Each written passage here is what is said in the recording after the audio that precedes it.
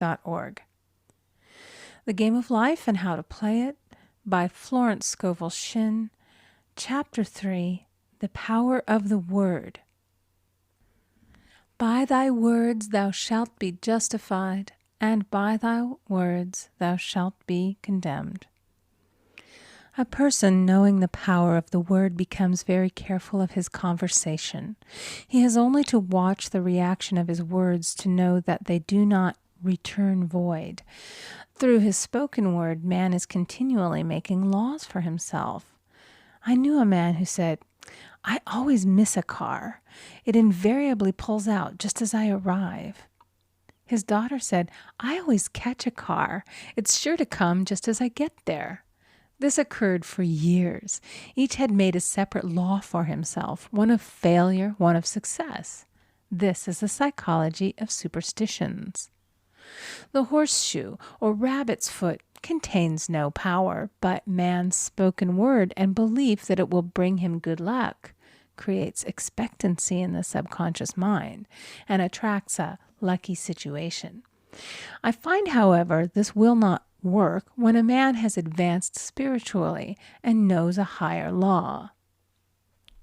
One cannot turn back, and one must put away graven images. For example, 2 men in my class had had great success in business for several months, when suddenly everything went to smash. We tried to analyze the situation, and I found, instead of making their affirmations and looking to God for success and prosperity, they had each bought a lucky monkey. And I said, "Oh, I see. You have been trusting in the lucky monkeys instead of God. Put away the lucky monkeys and call on the law of forgiveness, for man has power to forgive or neutralize his mistakes." They decided to throw the lucky monkeys down a coal hole, and all went well again. This does not mean, however, that one should throw away every lucky ornament or horseshoe about the house, but he must recognize that the power back of it is the one and only power, God, and that the object simply gives him a feeling of expectancy. I was with a friend one day who was in deep despair. In crossing the street, she picked up a horseshoe. Immediately, she was filled with joy and hope. She said God had sent her the horseshoe in order to keep up her courage. It was indeed, at that moment, about the only thing that could have registered in her consciousness. Her hope became faith, and she ultimately made a wonderful demonstration. I wish to make the point clear that the men previously mentioned they were depending on the monkeys alone, while this woman recognized the power back of the horseshoe. I know in my own case it took a long while to get out of a belief that a certain thing brought disappointment. If the thing happened, disappointment invariably followed. I found the only way I could make a change in the subconscious was by asserting, there are not 2 powers, there is only one power, God. Therefore, there are no disappointments, and this means a happy surprise. I noticed a change at once, and happy surprises commenced coming my way. I have a friend who said nothing could induce her to walk under a ladder. I said, "If you are afraid, you are giving into a belief in 2 powers, good and evil, instead of one. As God is absolute, there can be no opposing power unless man makes the false of evil for himself. To show you believe in only one power, God, and that there is no power or reality in evil, walk under the next ladder you see." Soon after, she went to her bank. She wished to open her box in the safety deposit vault, and there stood a ladder on her pathway. It was impossible to reach the box without passing under the ladder. She quailed with fear and turned back. She could not face the lion on her pathway. However, when she reached the street, my words rang in her ears, and she decided to turn and walk under it. It was a big moment in her life, for ladders had held her in bondage for years. She retraced her steps to the vault, and the ladder was no longer there. This so often happens. If one is willing to do a thing that he is afraid to do, he does not have to. It is the law of non-resistance, which is so little understood. Someone has said that courage contains genius and magic. Face a situation fearlessly, and there is no situation to face. It falls away of its own weight. The explanation is that fear attracted the ladder on the woman's pathway, and fearlessness removed it. Thus, the invisible forces are ever working for the man who is always pulling the strings himself, though he does not know it. Owing to the vibratory power of words, whatever man voices, he begins to attract. People who continually speak of disease invariably attract it. After man knows the truth, he cannot be too careful of his words. For example, I have a friend who often says on the phone, "Do come to see me and have a fine old-fashioned chat." This old-fashioned chat means an hour of about 500 to 1,000 destructive words, the principal topics being loss, lack, failure, and sickness. I reply, "No, thank you. I've had enough old-fashioned chats in my life. They are too expensive, but I will be glad to have a new-fashioned chat and talk about what we want, not what we don't want." There is an old saying that man only dares to use his words for three purposes: to heal, bless, or prosper. What man says of others will be said of him, and what he wishes for another he is wishing for himself. Curses like chickens come home to roost.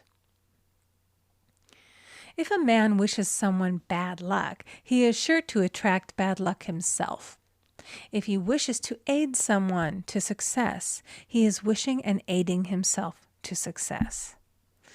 The body may be renewed and transformed through the spoken word and clear vision, and disease be completely wiped out of the consciousness. The metaphysician knows that all disease has a mental correspondence, and in order to heal the body, one must first heal the soul. The soul is the subconscious mind, and it must be saved from wrong thinking. In the 23rd Psalm we read, "He restoreth my soul." This means that the subconscious mind or soul must be restored with the right ideas, and the mystical marriage is the marriage of the soul and the spirit, or the subconscious and superconscious mind. They must be one. When the subconscious is flooded with the perfect ideas of the superconscious, God and man are one. I and the Father are one. That is, he is one with the realm of perfect ideas. He is the man made in God's likeness and image, imagination, and is given power and dominion over all created things, his mind, body, and affairs. It is safe to say that all sickness and unhappiness come from the violation of the law of love. A new commandment I give unto you, love one another. And in the game of life, love or goodwill takes every trick. For example, a woman I know had for years an appearance of a terrible skin disease. The doctors told her it was incurable and she was in despair. She was on the stage and she feared she would soon have to give up her profession, and she had no other means of support. She, however, procured a good engagement and on the opening night made a great hit. She received flattering notices from the critics and was joyful and elated. The next day she received a notice of dismissal. A man in the cast had been jealous of her success and had caused her to be sent away. She felt hatred and resentment taking complete possession of her, and she cried out, "Oh God, don't let me hate that man." That night she worked for hours in the silence. She said, "I soon came into a very deep silence. I seemed to be at peace with myself, with the man, and with the whole world. I continued this for 2 following nights, and on the 3rd day I found I was healed completely of the skin disease. In asking for love or goodwill, she had fulfilled the law. For love is the fulfilling of the law. And the disease, which came from the subconscious resentment, was wiped out. Continual criticism produces rheumatism, as critical, inharmonious thoughts cause unnatural deposits in the blood which settle in the joints. False growths are caused by jealousy, hatred, unforgiveness, fear, etc. Every disease is caused by a mind not at ease. I said once in my class, there is no use asking anyone, what's the matter with you? We might as well just say, who's the matter with you? Unforgiveness is the most prolific cause of disease. It will harden arteries or liver and affect the eyesight. In its train are endless ills. I called on a woman one day who said she was ill from having eaten a poisoned oyster. I replied, "Oh no, the oyster was harmless. You poisoned the oyster. What's the matter with you?" She answered, "Oh, about 19 people." She had quarreled with 19 people and had become so inharmonious that she attracted the wrong oyster. Any inharmony on the external indicates there is mental inharmony. As the within, so the without. Man's only enemies are within himself, and a man's foes shall be they of his own household. Personality is one of the last enemies to be overcome, as this planet is taking its initiation in love. It was Christ's message, peace on earth, goodwill toward man. The enlightened man, therefore, endeavors to perfect himself upon his neighbor. His work is within himself, to send out goodwill and blessings to every man, and the marvelous thing is that if one blesses a man, he has no power to harm him. For example, a man came to me asking him to treat for success in business. He was selling machinery, and a rival appeared on the scene with what he proclaimed was a better machine, and my friend feared defeat. I said, first of all, we must wipe out all fear and know that God protects your interests and that the divine idea must come out of the situation. That is, the right machine will be sold by the right man to the right man. And I added, don't hold one critical thought toward that man. Bless him all day and be willing not to sell your machine if it isn't the divine idea. So he went to the meeting, fearless and non-resistant, and blessing the other man. He said the outcome was very remarkable. The other man's machine refused to work, and he sold his without the slightest difficulty. But I say unto you, love your enemies, bless them that curse you, do good to them that hate you, and pray for them which spitefully use you and persecute you. Goodwill produces a great aura of protection about the one who sends it, and no weapon that is formed against him shall prosper. In other words, love and goodwill destroy the enemies within oneself. Therefore, one has no enemies on the external. There is peace on earth for him who sends goodwill to man. End of chapter 3. Recording by Amy Conger.